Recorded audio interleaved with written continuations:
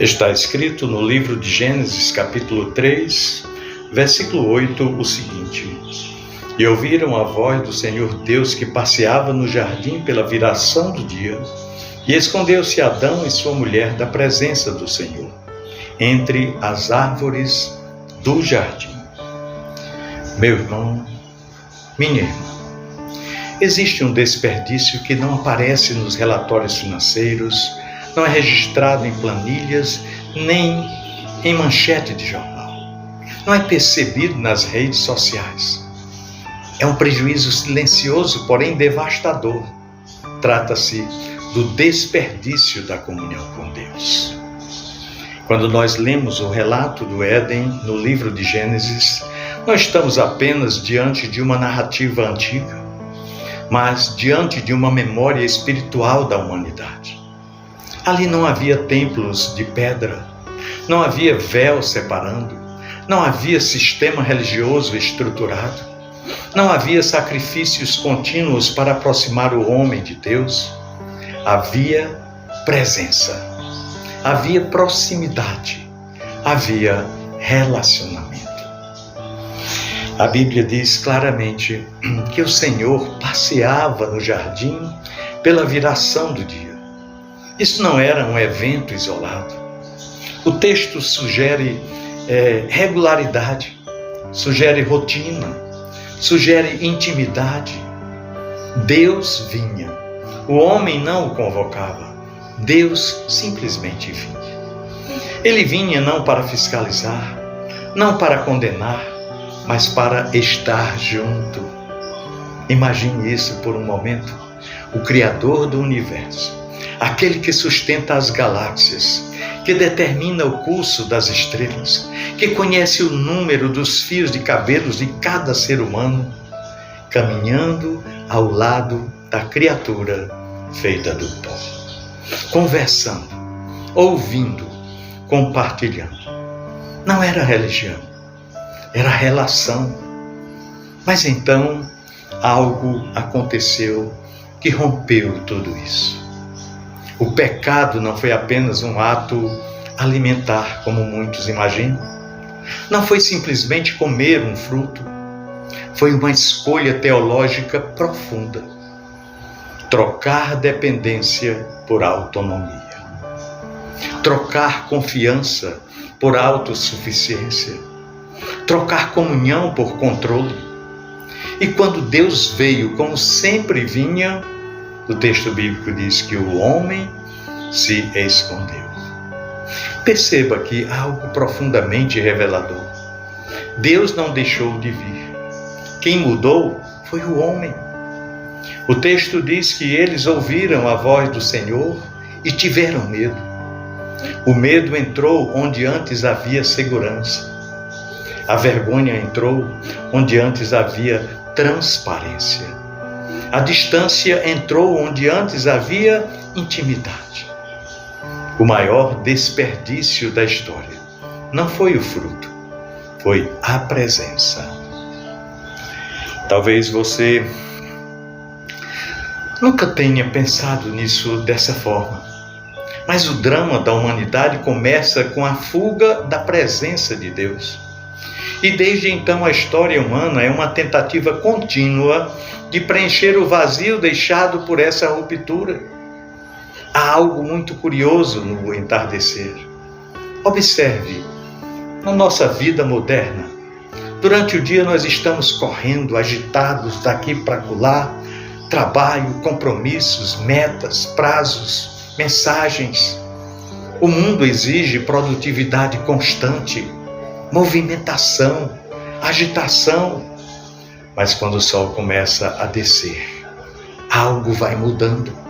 O céu se colore, o calor diminui, o ritmo desacelera e muitas vezes no final do dia surge uma sensação difícil de explicar, uma leve melancolia, uma introspecção, uma saudade sem nome.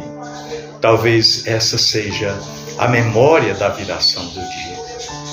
Talvez no fundo da alma humana ainda exista o eco do jardim. Talvez o espírito reconheça o horário da visita. E mesmo sem consciência plena, sentimos falta de algo que não sabemos descrever. Não é apenas cansaço físico, é saudade. Saudade da presença de Deus. Nós vivemos dias acelerados. A tecnologia nos conecta com o mundo inteiro, mas muitas vezes nos desconecta de nós mesmos. Estamos informados, mas não necessariamente transformados. Estamos ocupados, mas não necessariamente alinhados com Deus. O trabalho se tornou pesado. Os relacionamentos se tornaram complexos. A ansiedade se tornou companheira constante de muitos de nós. A terra produz espinhos emocionais. E o que mais pesa não é a agenda cheia, mas a ausência da presença. O inferno, em sua essência mais profunda, não é apenas sofrimento, mas separação definitiva de Deus. E a queda no Éden foi o primeiro vislumbre dessa realidade. O homem continuou respirando, continuou construindo, edificando cidades, continuou desenvolvendo cultura, projetos, mas ele perdeu o centro. Ele perdeu o centro porque nós fomos criados para presença. E por isso, exatamente por isso, que nada neste mundo consegue satisfazer completamente o coração humano. Pessoas acumulam patrimônio, riquezas, mas continuam inquietas. Conquistam reconhecimento, mas ainda sentem vazio interior. Multiplica seguidores, mas experimentam solidão. O coração humano tem formato de eternidade. E apenas Deus pode preencher esse vazio. O livro de Eclesiastes declara que Deus pôs a eternidade no coração do homem. Isso explica porque nós buscamos tanto. No fundo, nós estamos procurando o jardim que ficou para trás, o Éden perdido. Estamos procurando a viração do dia. Mas a história não termina na perda. O que começou em Gênesis encontra resposta nos Evangelhos. O que foi rompido pela desobediência do primeiro Adão é restaurado pela obediência do segundo. Jesus Cristo vem não apenas como mestre moral, mas como restaurador da comunhão perdida, da recuperação do paraíso perdido.